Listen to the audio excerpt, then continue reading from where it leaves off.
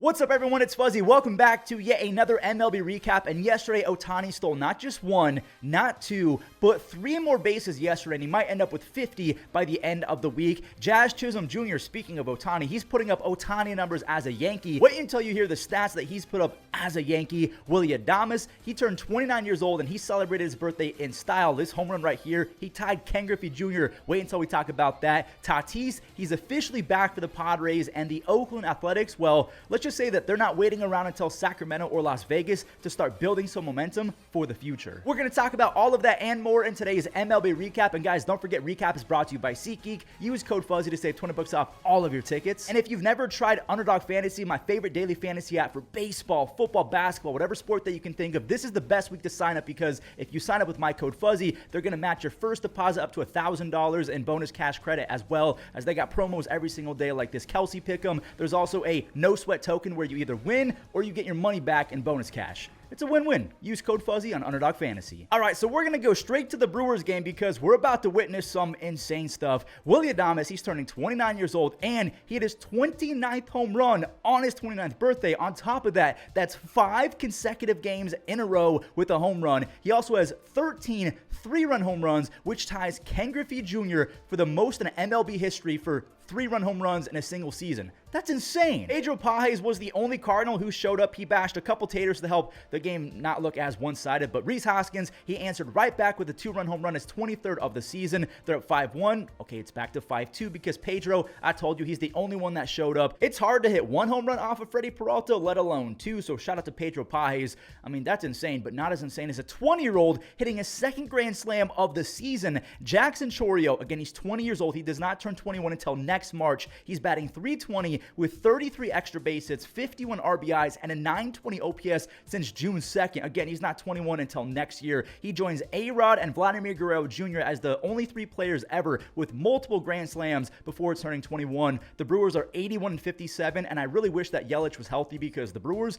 they look lethal right now. From one first-place team to the next, the Guardians are having a week for the ages, and if I was at Walmart, I would have fallen to my knees because Lane Thomas, he's so back. That is Lane's first home run as a Guardian. His first one is a big one. They gave him the silent treatment in the dugout. He's batting .440 with 4 RBIs and 2 stolen bases over his last 6 games. Josh Naylor, he opened the hips and he turned on a fastball for a pretty sick lefty-lefty 2-run home run. And from there, Gavin Williams, he said night-night to the division rival Royals. They call him the Big Rig. He went 7 innings, allowing just 1 single base hit. He struck out 6. The fastball really set up the devastating curveball. He retired the final 16 Royals that he faced. John Kenzie Noel, he made a pretty cool web gem over there in right field to save an extra base hit. Now, Kyle Isbell did score a run on a sac fly to make things a little bit closer, but we know that Emmanuel Clase just doesn't care or mind at all. He goes 1-2-3 in the 9th inning. He has 41 saves, a 0.7 ERA. If Scooble wasn't otherworldly and leading baseball and everything, we might have our first relief pitcher Cy Young since, was it Eric Gagne? The Royals have lost 6 games in a row. And because of that, the Guardians now have a 3.5 game lead on Minnesota! Yeah, so despite the Rays answering Royce Lewis's RBI double with a Dylan Carlson 2-run base knock, Trevor Larnach and crew, they really took over, and I mean this wholeheartedly. I'm not trolling the Twins fans. You guys know I'm a Guardians fan. I'm not trolling. If there's a world where Trevor Larnach and Matt Wallner all click in the same lineup with a healthy Correa and Royce Lewis, that's one of the best lineups I've ever seen. Like, having Edward Julian as an 8-hitter is ridiculous. Junior Caminero, I'll tip my cap to him. He's also ridiculous. The kid's going to be a star for a decade. Again, though, Minnesota, they had an answer every time Tampa tried to make a comeback. The rookie Brooks Lee, he got one to go. That was a pretty sick effort by Johnny DeLuca, so DeLuca couldn't rob that one, but he did technically steal a run back, so his 5th home run made things a little bit tighter, but the Rays ran out of gas. Durant has 21 saves as the Twins, they stay within those 3.5 games of first place. Before we talk about the Yankees and the Orioles, these other 2 teams are literally clinging for dear life. The Mets and the NL wildcard side of things, Boston and the AL wildcard. There was a lot of celebrities out for this one. There's John Mayer. I think Steph Curry was there as well. Now, the Mets did go up 1 on a double play, but the Red Sox, they got blessed big time. Brandon Nimmo, he whiffed a ball, and Rafael Espino got him all the way to third base, so he's able to score on this Jarren Duran RBI single. I guess they're not going to show Jarren trying for a hustle double, but he got thrown out. Nimmo, he atoned for his sins Twins, though, he laced a missile RBI just past Jander, and I thought that Jander was going to get there. Brian Bayo, he made a nice little play to get Starlin Marte at first base, only to allow a base hit right before Tyler O'Neill booted the ball in left field to allow a free run. Lindor has 81 RBIs, and I'm kind of mad at Ohtani for stealing MVP from Lindor, because Lindor, he's leading the entire National League in F4, but if Ohtani goes 50-50, it's a wrap. We have vintage Luis Severino. Sevi went 7 innings with 1 earned run, 5 strikeouts, so back-to-back starts for Mets pitchers going 7 innings, and I think the Mets might have fixed Phil Maton. He struck out 2 for his 3rd save of the year. He has a 1.7 ERA and a near 10 strikeouts per 9 since joining the Mets. The Mets have won 5 games in a row. They're a half game back of the Braves to the final wild card spot, whereas the Red Sox, they're still 4.5 games back.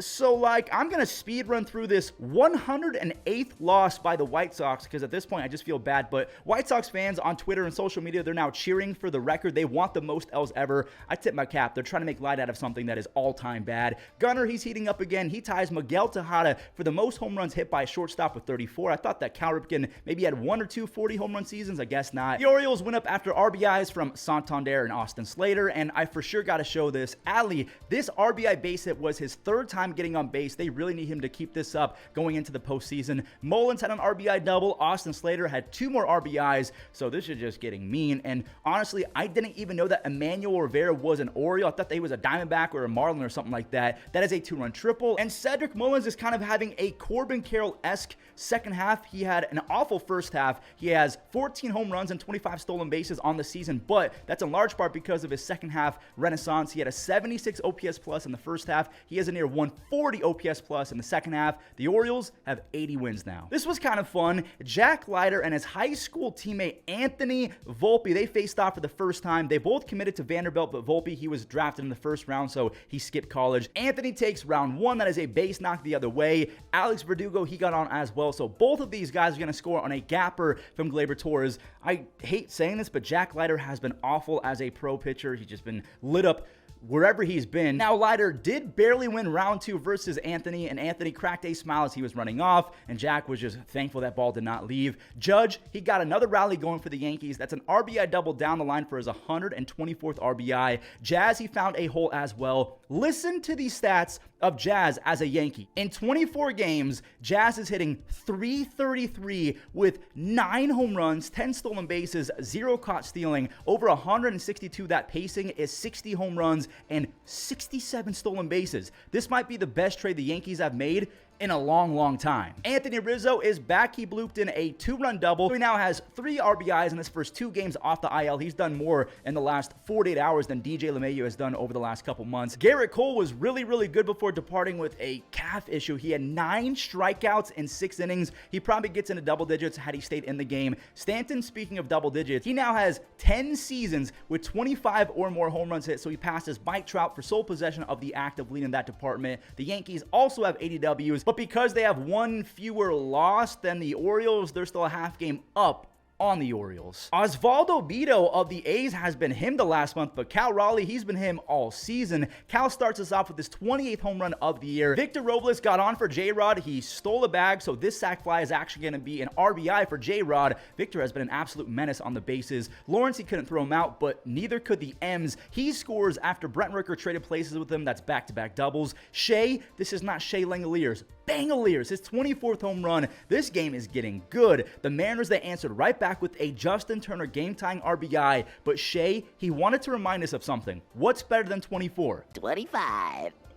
Shea's second of the game and 25th home run of the year is a game ender. The A's, they're 23-17 in the second half, and in terms of production, they're top 10 in team OPS as an offense, and they're also top 10 in team ERA as a pitching staff. I'm not saying the A's are going to be World Series winners in 2025 or 2026, but they're cooking up something pretty cool down there. The Mariners better send the Reds a thank you card or something to show their appreciation, because the Astros W could have ended the Mariners season, not technically, technically, but being down 7 games with 24 games left, there's only 24 games left in the season. That's crazy. But yeah, that's basically an impossible feat. You just saw JV walk 3 consecutive Reds. Hayward made a nice grab, but because of all the walks, that is an RBI sac fly for Ty France, who has a 120 OPS plus as a Red so far. The Astros did tie it because Cincinnati said, hell nah, we are not pitching to Yordan Alvarez. They still had to face the dangerous Yander Diaz, who's now batting 300 with 78 RBIs on the season. That is crazy for a catcher. Verlander got himself in more trouble. There was a meeting on the mound, and they left him in, which may have not been a great idea. Fraley, he stole second base, so 2 are going to score on this Santiago Espinal flare into no man's land. Espinal, he also stole a bag to put himself in score position, and Ahmed Rosario said, thank you very much. That's the 5th and the final run for the Reds. The Reds have won 2 games in a row, but they're 9 games back with 23 games left. So they have 23 games left. The Mariners have 24. Do you think that any of these teams can make the playoffs? According to odds makers, the Mariners have a 6% chance. The Reds have a less than 1% chance. Can they win 20 games in a row?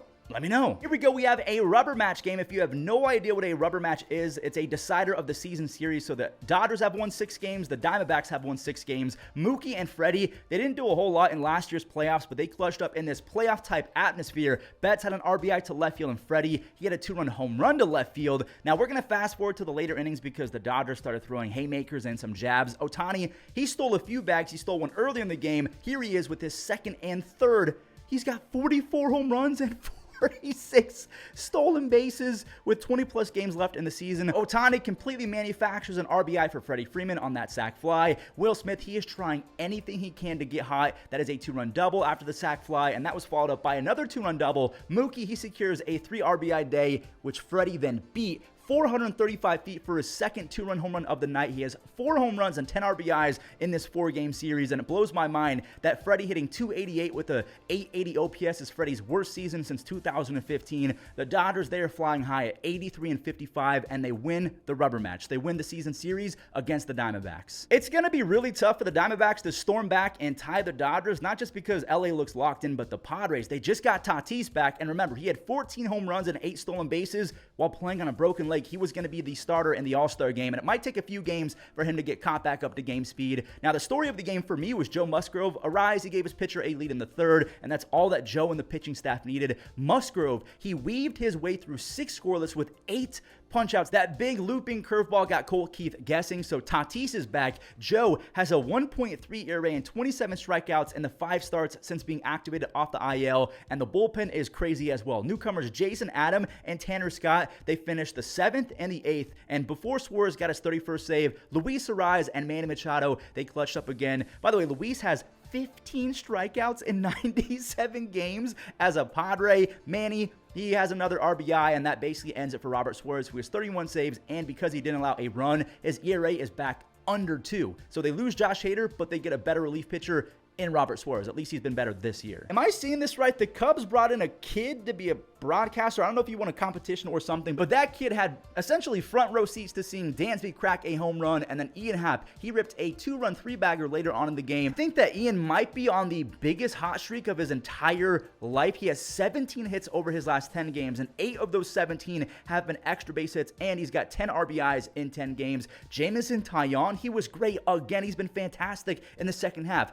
3 base hits across 7 scoreless. All the Cubs bullpen had was not do that. Brian Reynolds, he ties it with 1 swing, a 3-run blast, completely shocked Wrigley Field and McCutchen. He silenced them entirely. You could have heard a pin drop in the blink of an eye. The Pirates, they steal a W. Reynolds has 22 home runs. Kutch has 18 and 317 for his career. Also, by the way, he has a 14-game hit streak. Let's talk about how big that loss was for Chicago. Let's break down the standings real quick. We're also going to do an update on the stat leaders, as well as we'll try and guess the pitcher and hitter, because when it comes to the pitcher, I have absolutely no idea who this is. So we've already talked about the fact that the Orioles are a half game back of the Yankees in the East. The Twins are 3.5 games back of the Guardians because the Royals have dropped 6 games in a row. They're 4.5 games back. The Astros, we know that they're 6 games up on the Astros, but in terms of the wild card side of things, that's where things really are most interesting because the NL is pretty much sorted. The wild card is far more interesting because the Mets are a half game back of the Braves. They've won 5 games in a row, whereas the Braves have dropped back-to-back games. Then you have the Cubs, despite the fact that they just lost to the Pirates, they're still within 3.5 games, and the Cardinals are kind of in the race still.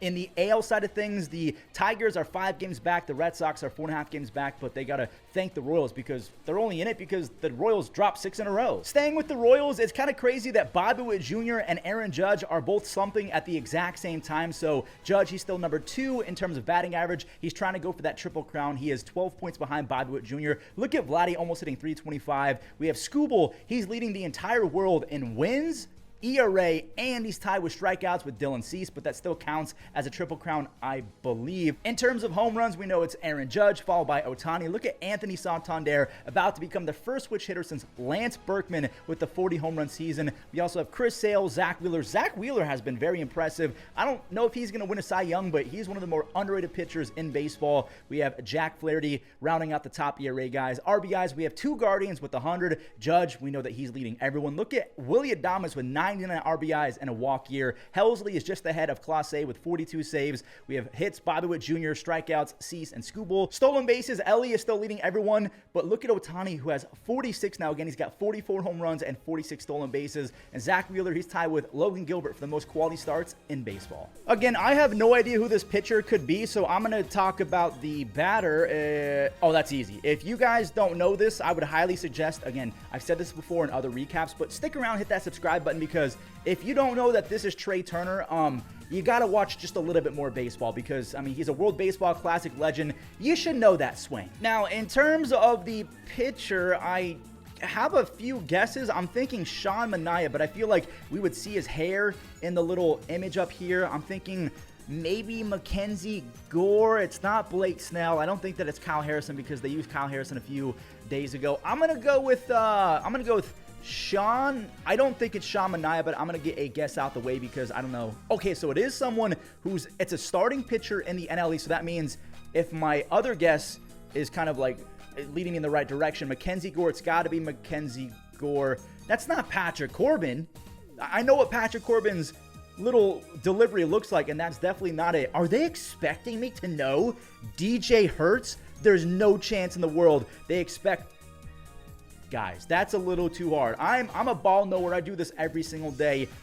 DJ Hertz, if you get that on the first guess, you're either a Nationals fan or you're a super savant and you're just the smartest baseball fan in the world because that was tough. Well, everyone, that does it for today's recap. I appreciate you guys watching all the way until the end. And if you did, do me a favor, leave a like on the video, subscribe if you're brand new, and I hope that you guys enjoy the Web Gems. Have a great day. The pitch is on a line to second. Nice pick there by Valdez. He comes up throwing to first.